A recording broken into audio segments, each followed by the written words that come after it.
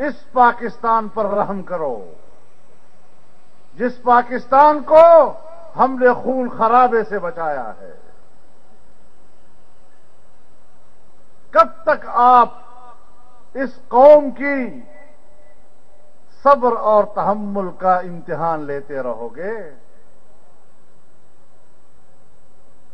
क्यों तुम्हें पाकिस्तान के मुस्तकबिल पर रहम नहीं आता? क्यों तुम्हें शौक है इस बात का कि पाकिस्तान की सरजमीन को इस कौम के खून से नहाया जाए? क्यों शौक है तुम्हें इस बात का? क्यों तुम शराफत की जुबान नहीं समझते? क्यों तुम जमहूरी लब लहजे को नहीं समझते? क्यों तुम शाइस्ता जबान को नहीं समझते? मैं वार्निंग देता हूं आपको, मैं मुतनब्बिह करना चाहता हूं आपको कि जहां खड़े हो वहीं रुक जाओ, वरना आगे जाकर सीना हमारा होगा, गोलियां तुम्हारी होंगी।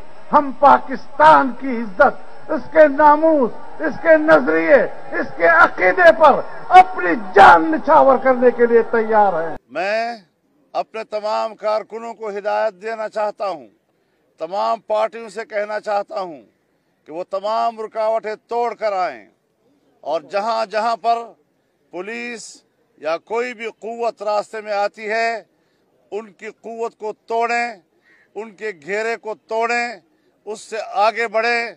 और अगर वो डंडा इस्तेमाल करते हैं तो आपको भी डंडा इस्तेमाल करने की इजाजत है। भरपूर मुजाहमत के साथ कल की कार्रवाई इंशाअल्लाह होकर रहेगी। हमने इस तमाम सूरत हाल का मुकाबला करने के लिए कल की हिकमत अमली तैयार कर ली है, लेकिन मैं साथ साथ ये भी कहना चाहता हूँ कि आखिर ये हथकंडे क्यों इस्तेमाल किए जा रहे हैं। तुमने 2 सालों में जो आवाम का हश्र कर रखा है, गरीब के मुंह से तुमने निवाला छीना है, लोगों के घर छीन लिए हैं, रोजगार छीन लिया है।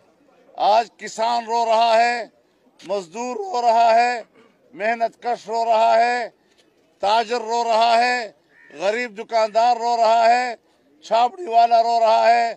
आज हम उनकी जुबान बन रहे हैं, उनकी जुबान बनना चाहते हैं।